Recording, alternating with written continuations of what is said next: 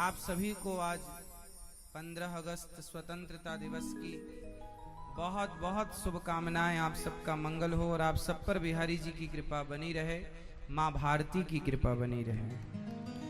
आज 77वां उत्सव हम लोगों ने ये अमृत महोत्सव मनाया और आज के दिन ही 15 अगस्त 1947 यही तिथि थी, यही था वक्त। 77 वर्ष पहले आज के ही दिन हम भारतवासियों को आजादी मिली अंग्रेजों से।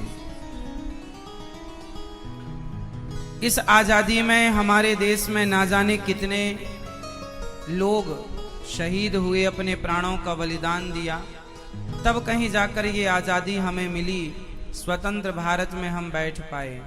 इसलिए आज के दिन कम से कम अपने उन जवान शहीदों को याद किया करो और देश की सेना के प्रति, देश के जवानों के प्रति एक सम्मान की भावना रखा करो। खुश रहना देश के वीरों, अब हम तो सफर करते हैं। इसलिए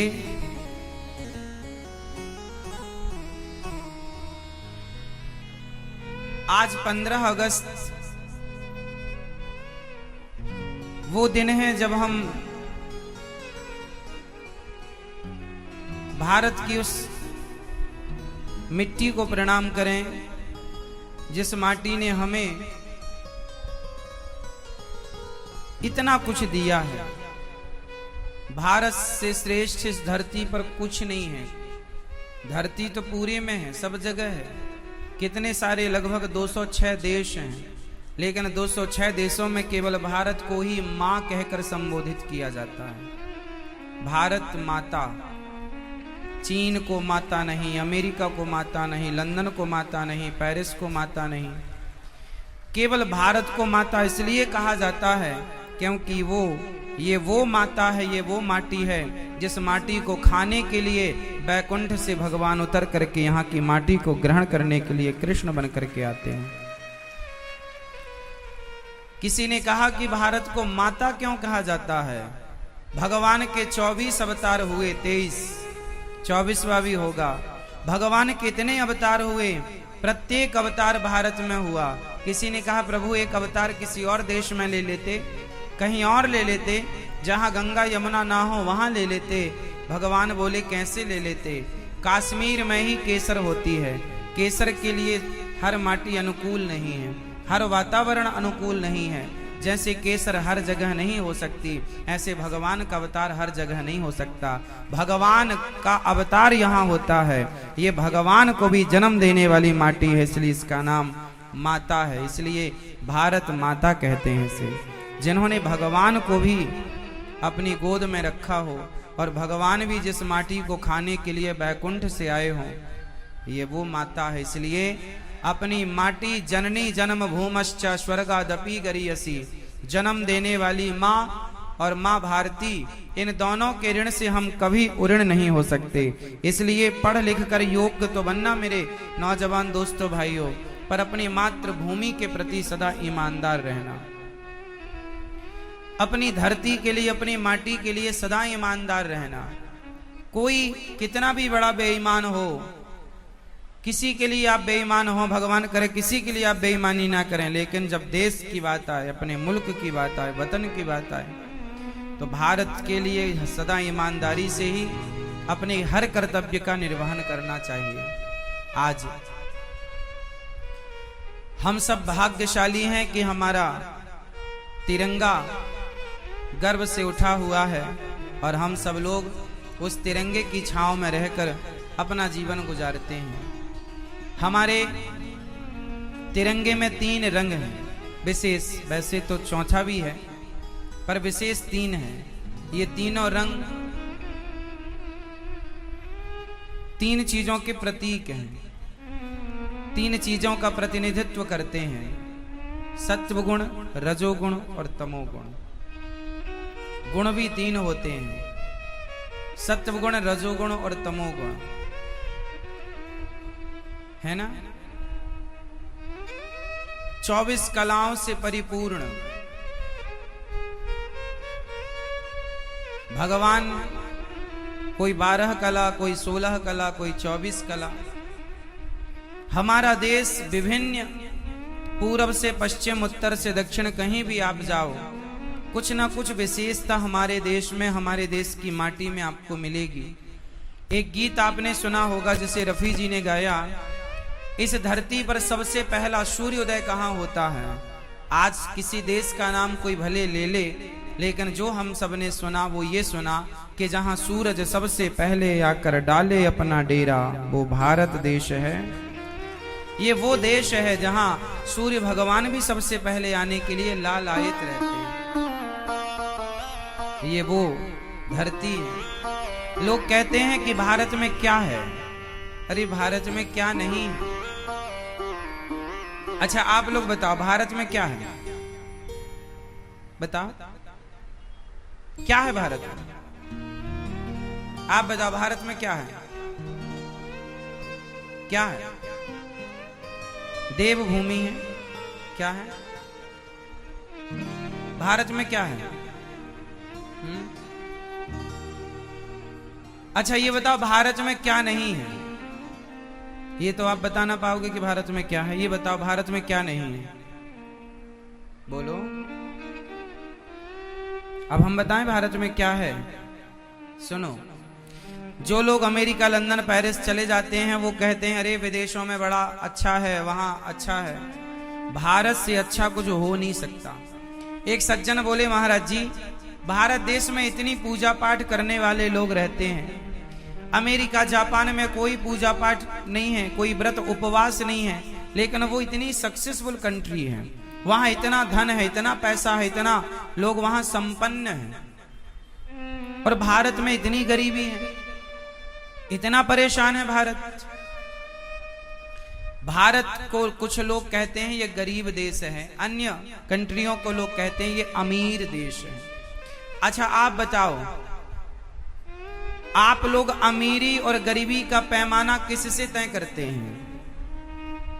आपके लिए अमीरी और गरीबी को तय करने के लिए क्या है, केवल पैसा। आप लोग सोचते हैं कि जिसके पास ज्यादा पैसा वो ज्यादा अमीर, जिसके पास कम पैसा वो गरीब। आपका यही है, यही कसौटी है आपकी, पर ये सिस्टम ही गलत है। आज मैं आपको बताता हूं कि अमीरी क्या है और गरीबी क्या है, और फिर आप बताना कि भारत कब गरीब था। सुनो, हम भारतीय लोग जो हैं, जो हमारे संस्कार हैं, जो हमारी संस्कृति है, वो कहती है कि हमारा भारत जो है चरित्रवानों का देश है। किसका देश है, जोर से। आप पूरी दुनिया में घूम के आना, आपको विधवा स्त्री कहीं नहीं मिलेगी भारत के अतिरिक्त, मिलेगी। भारत के सिवा आपको विधवा स्त्री दुनिया के किसी कोने में मिल जाए तो मुझे बताना, बताओ क्यों नहीं, बोलो क्यों नहीं मिलती विधवा स्त्रियां। क्योंकि विदेशों में कोई विधवा होती नहीं है। एक पति चला गया तो दूसरा जिंदाबाद, दूसरा गया तो तीसरा जिंदाबाद, तीसरा गया तो चौथा जिंदाबाद। वहां कोई विधवा नहीं होता। हाँ, लेकिन हमारे देश में स्त्रियां विधवा हो जाती हैं। क्यों? अरे विधवा वहीं होती हैं जहां चरित्र हो कि पति चले गए तो उसकी विधवा रह के जीवन जी लेंगी, पर स्वप्न में भी पराये पुरुष की ओर दृष्टि नहीं डालेंगी। ये संस्कार यदि कहीं का है तो सिर्फ भारत का है। अब आप बताओ, एक व्यक्ति के पास पैसा ज्यादा है और एक व्यक्ति चरित्रवान है, तो आपकी नजरों में बड़ा कौन है, पैसे वाला या चरित्र वाला? हमारे देश में पैसे वाला बड़ा नहीं है। पैसे वाला तो रावण था, उसकी लंका में आग लगा दी हनुमान जी ने। और बनवासी राम थे, जिनके पास घास की झोपड़ी थे, उनके चरणों में जाकर हनुमान जी बैठ गए। वो हनुमान जी जो उन घर में घुस के मारते हैं लंका वालों को, जो सोने की लंका में आग लगा देते हैं, जिनके पास अष्ट सिद्धि नवनिधि के दाता, जो सब कुछ करने की सामर्थ्य रखते हैं, वो हनुमान जी वो घास की कुटिया में रहने वाले राम जी के चरणों की सेवा करते हैं। क्यों? क्योंकि राम जी का चरित्र श्रेष्ठ है। राम चरित्र सुनवे को रसिया, और राम लखन सीता मन। रावण धनवान है और राम चरित्रवान है। आप बताइए बड़ा कौन, पैसे वाला या चरित्र वाला? जोर से, जोर से। हाँ, और आप लोग कहते हैं अमेरिका, लंदन, जापान इत्यादि जो भी हैं विदेश, उनको आप कहते हैं अरे बहुत पैसा। अरे पैसा तो वैश्या के पास भी बहुत होता है। आपके क्षेत्र की कोई वैश्या होगी, उसके पास आप लोगों से ज्यादा धन होगा, तो आप उसे बड़ा मान लोगे? इसलिए भारत पैसे से कभी, भारत ना पैसे को कभी महत्व देता ही नहीं है।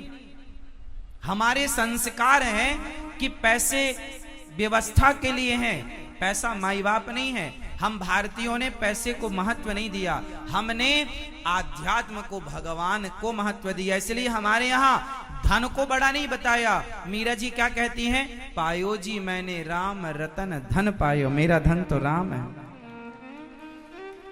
मेरा धन तो, हमारो धन राधा श्री राधा श्री राधा। हमारा धन तो राधा है, राम है, कृष्ण है। जिस देश के लोग कृष्ण को अपना धन मानते हो, बताओ वो धन के पीछे क्यों भागे? धन के पीछे भागने वाला बड़ा है या भगवान के पीछे भागने वाला बड़ा है? धन के पीछे भागने वाला बड़ा है या सत्य के पीछे भागने वाला बड़ा है? हम भारतीय हैं साहब, यहाँ झूठ बोलना भी पाप मानते हैं। अब कुछ बोल रहे हैं, अब बेईमानी लोग कर रहे हैं, वो अलग सब्जेक्ट है, पर जो हमारी माटी है ना, वो धरती ईमानदारों की, सच्चे लोगों की धरती है। ये पहचान भारत की सच्चाई की। यहां पर प्राण जाए पर यहां एग्रीमेंट नहीं होता था, यहां लिखित में एग्रीमेंट की जरूरत नहीं होती थी। यहां तो जो कह दिया वो पत्थर की लकीर है। यहां जवान की कीमत है। हरिश्चंद्र बाजार में बिक गए पर सत्य नहीं छोड़ा। बोलो हाँ। अब आप कहो कि भारत गरीब है, कहां गरीब है भाई? किसमें गरीब? पैसे नहीं है इसलिए कह रहे हो? क्या करना चाहते हो? पैसे वाला बनना चाहते हो?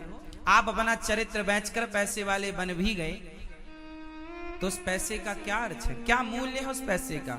है तो पैसा वैश्या के पास, क्या मूल्य उसके पैसे का? पैसे में इतनी ताकत नहीं है कि वो चरित्र खरीद सके।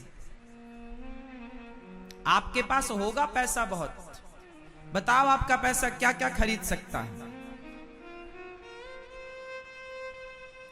संसार की वस्तुएं खरीद सकता है पैसा,